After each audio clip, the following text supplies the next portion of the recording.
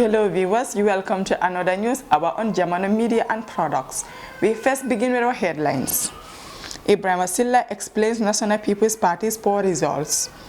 Public health workers end strike after government assurance. Inquest finds Mr. Fadera died of infection, not poisoning. GDC leader tells supporters to take faith. Those were the headlines. We now have the news in detail.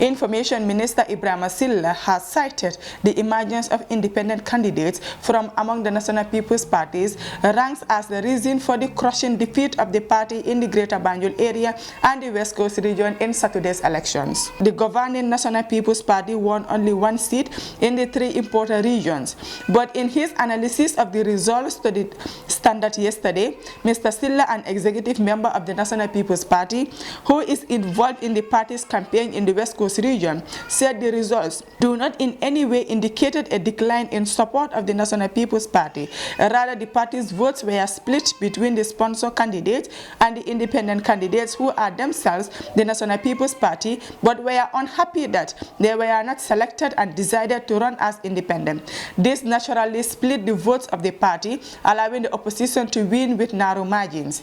In all the areas, the NPP candidates and the independent from the party won the popular vote, meaning their combined votes are bigger than those of the eventual opposition winners, he said. Mr. Silla said there could also have been overconfidence on the part of the NPP supporters, who thought that because of its good showing in the presidential election, the party would easily win, and so they did not bother to go out and vote. He explained that unlike presidential elections, the National Assembly elections are such that many factors have to do with the person who is contesting. Asked if there were failures in the selection processes of the candidates, Silla said even though he does not take part in any selection processes, he knows that it's a vigorous process does take place in determining who eventually becomes the party's candidate. But unfortunately, in some cases, unselected persons, often backed by groups of supporters of the party, would not be happy with the selection and go on to become independent candidates against the official candidates, which leads to splitting of the party's votes, he said. Public health workers have called off their sit-down strike after getting assurance from the government that their allowances will be paid in May. This latest strike by the Association of Public and Environmental Health Workers, which comprises over 200 health workers, began April 5th after grievances over what they call delayed inclusion in the newly approved allowances for doctors and PhD holders under the Ministry of Health. It is the latest in a string of work disruption to hit the country's ailing healthcare system. The association said in a letter issued yesterday that it has suspended the industrial action to allow the government fulfill its commitment to include them in the new allowance scheme. Since the 6th of April, the executive and the allowance task force of APEHOG had been engaging the administration of the Ministry of Health and most recently the Secretary General and the head of civil services in amicably find a solution to the allowance issue. On the 10th of April 2022, APEHO convened an emergency congress to come to a consensus with regards to the sit-down strike. They wish to submit to the notice of the general public that as part of the resolutions that were agreed upon by the emergency congress, they have finally arrived at a conclusion that all public health officers would report back to work on Tuesday, 12th April 2022, marking the end of the first phase of the sit-down strike. This is as a result of their engagement meeting with the SG and head of the civil service that their entitled allowances will be paid by end of May. They hope that their demands will be met by the agreed date to avoid the recurrences of such situation in the future. The association, however, claimed it has witnessed a series of external efforts that sought to intimidate its members during the strike, but they have realized how unified, professional, and strong they are as public health workforces. Over the years, public health officers across the country have fell victim to career discrimination and unjust treatment by authorities of the Ministry of Health. These unjust treatments include, but not limited to, unjustified deployment of senior public health officers, demoting the opinion of public health officers in the matters of public health, and most recently the inclusion of public health officers in the approved allowances scheme for the Ministry of Health staff.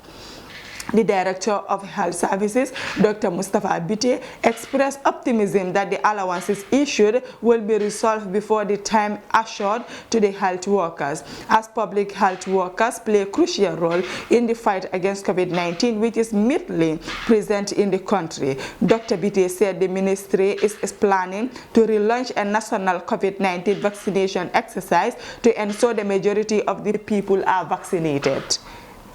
They are working closely to solve this strike, and they will make sure they work closely with everyone. They are expecting a new wave COVID-19 in July, and they hope that by that time most of the population are vaccinated. On the 21st of February 2022, His Lordship, the Honorable Chief Justice Hassan B. Jallow, upon the application of the Attorney General, pursuant to the Coroner's Act, Caption 7, verse 4, Laws of the Gambia, appointed Her Worship Honorable CDK Jobate, then Principal Magistrate, as a coroner to inquire into the cause of the death of His Excellency Dauda Fadera, former Ambassador of the Republic of the Gambia to the United States of America. Mr. Fadera died on the 20th of February 2022 whilst admitted as a patient at the Edward Francis Moore Teaching Hospital in Banjul. The inquest commenced on the 2nd of March 2022 and concluded on the 31st March 2022. The coroner submitted her report to the Honorable Chief Justice on the 1st of April 2022. The coroner explained 10 witnesses, including the pathologist and staff of the hospital, and independent medical expert, as well as family members of the deceased, visited the hospital and reviewed relevant documents such as the post-mortem report and the hospital file of the deceased. The coroner's verdict is that the deceased died as a result of an infection following surgery performed on him at the hospital. The coroner found no evidence of poisoning or other unlawful conduct causing the death.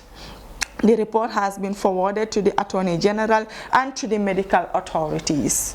The leader of the opposition Gambia Democratic Congress, Honorable Mama Kande, has said he accepted the outcome of the Saturday's National Assembly elections, in which his party failed to win even a single seat. He also urged his supporters to accept God's will. The GDC performed dismally in the Saturday's poll after failing to secure a single seat, including the 2 seats it holds in the Jimara and the Nyamina East.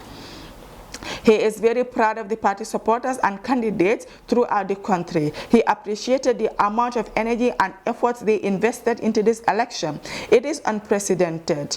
He have never seen the party supporters put in this much effort towards the party, and they have done all this for free. He appealed to all of them not to lose hope. They have done their best and the intention was to win, but they have no control over the voters who have decided not to give them the chance to this time around, but let them leave everything to God, he told the supporters on Sunday. Kande said the election will not define the future of the Gambia Democratic Congress. This will also pass because there is nothing that will last forever. He congratulated all those who are elected, especially those of the No Alliance, United Democratic Party, the NRP, and the National People's Party. He is sure that some of the MPs will serve the country's interests, he said. Those were the stories. Thank you for joining us with your presenter, Maria McGillen. Do have a nice day.